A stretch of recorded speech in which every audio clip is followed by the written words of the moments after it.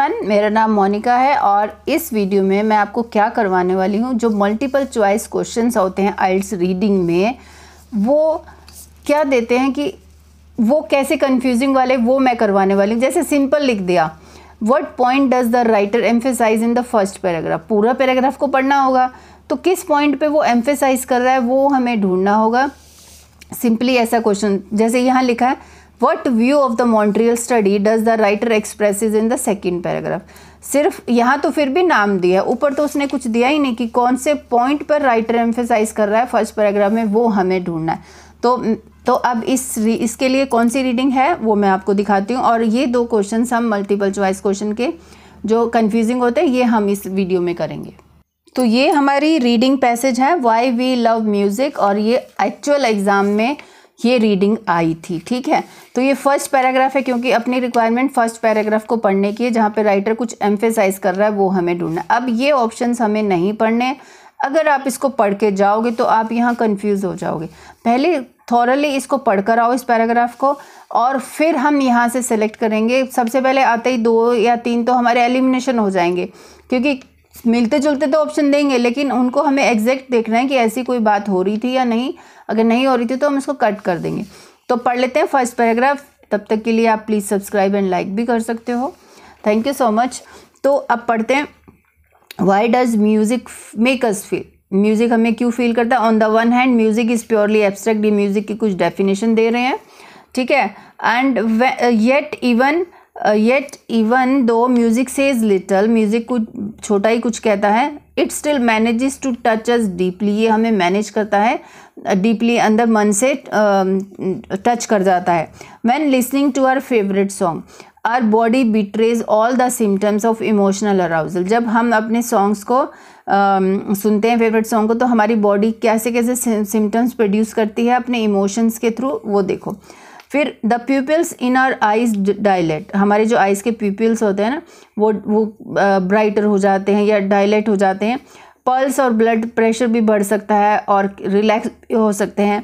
The electrical, जैसे कई बार वो रोए से खड़े हो जाते हैं ना, तो वो the electric conductance of our skin is lowered and the cerebrum, a brain region associated with bodily movement, becomes strangely active. Blood is even redirected to the muscles in our legs. In other words, sound stir us at our biological roots. ठीक है, music के बारे में बताया कि हम ये music सुनते हैं तो हमारी बॉडी में क्या क्या सिम्टम्स होते हैं, तो ये मेन थी। अब इसमें पढ़ लेते हैं options. How dramatically are reactions to music can vary. ये हाउ ड्रामेटिकली, एक तो कोई ऐसी कोई इंपॉर्टेंट चीज़ नहीं दिखी।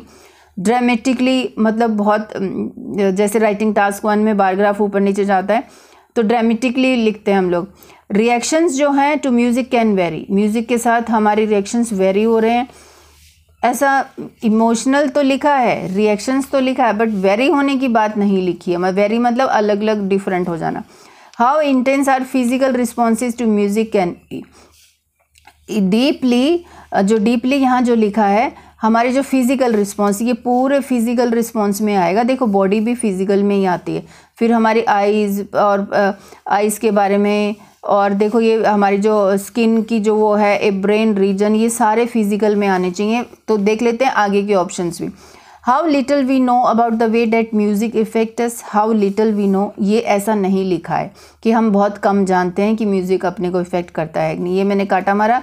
How music can tell us how our brain operate, music हमें कैसे बताता है कि कैसे बता सकता है कि हमारा ब्रेन कैसे ऑपरेट करता है। ब्रेन के बारे में तो लिखा है बट ये नहीं लिखा कि हमारा ब्रेन कैसे ऑपरेट करता है, तो हम इसको भी काटा मारेंगे। तो हम यही सेलेक्ट करेंगे क्योंकि फिज़िकल रिस्पॉन्स के बारे में यहाँ काफ़ी चीज़ें लिखी हैं।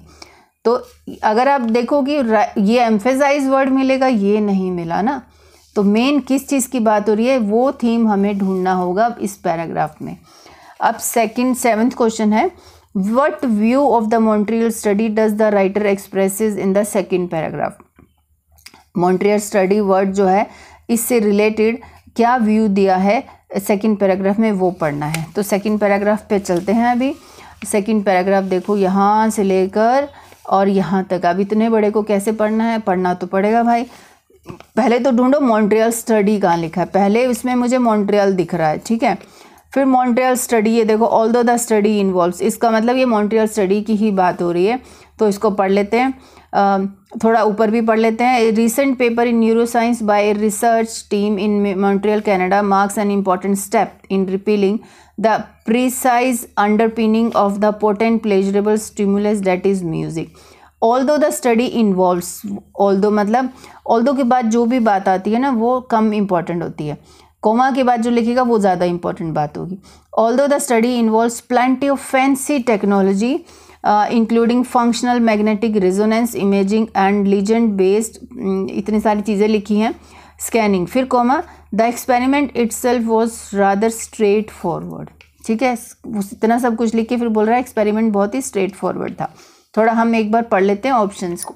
तो मैं अब आपको मैं ऑप्शंस दिखा रही हूँ, आप भी थोड़ा डिसाइड करो क्या हो सकता है क्या नहीं। ठीक है, तो मॉन्ट्रियल स्टडी के बारे में यहाँ से शुरू हुआ था कि ये important step in revealing the precise underpinning of the potent pleasurable, precise data के बारे में बात हो रही है, और इट्स एम वर इनोवेटिव, ऐसा कुछ लिखा है, इनोवेशन इट्स का एम जो था वो इनोवेटिव था। ऑल्दो द स्टडी इन्वॉल्व्स, ऐसा नहीं लिखा, मैं तो अभी नहीं सेलेक्ट करूँगी। The approach was to simplicity, तो यहाँ तो लिखा है it involves plenty of fancy technology, बहुत अच्छी अच्छी फैंसी टेक्नोलॉजी इन्वॉल्व थी। ये टू सिंपलिस्टिक तो नहीं लिखा है, तो इसको हम काटा मार सकते हैं। फिर है third option, it produce some remarkable precise data, इसने कुछ अच्छे से कुछ डेटा प्रोड्यूस किया। Although marks an important step in revealing the precise underpinning of potent pleasurable stimulus that is music. तो रिसेंट पेपर मतलब ये जो लाइन है यहाँ से लेकर यहाँ तक, तो ये रिसेंट पेपर बन चुका है, और यहाँ पे फिर बता रहा है कि वो स्टडी कैसी थी। तो इम्पॉर्टेंट स्टेप था, तो इट प्रोड्यूस सम रिमार्केबल, ये रिमार्केबल इंपॉर्टेंट हो गया, प्रीसाइज डेटा इसने प्रोड्यूस किया, हम इसको सेलेक्ट कर सकते हैं। ठीक है, और एक और है the technology used was unnecessary complex, तो यहाँ तो लिखा है ये तो स्ट्रेट फॉरवर्ड थी, तो हम इसको काटा लगा सकते हैं, इसलिए हमारा ये आंसर सेलेक्ट हुआ है। तो मल्टीपल चॉइस क्वेश्चन को पहले स्टेटमेंट को पढ़ना है, अंडरलाइन करना है कि उसकी डिमांड क्या है, फिर उस जगह पे जाना है, लोकेशन पे, लोकेशन तो उसने बताई दी थी, हमने मॉन्ट्रियल स्टडी के बारे में पढ़ना था, इसलिए हमने ऊपर की लाइन नहीं पढ़ी।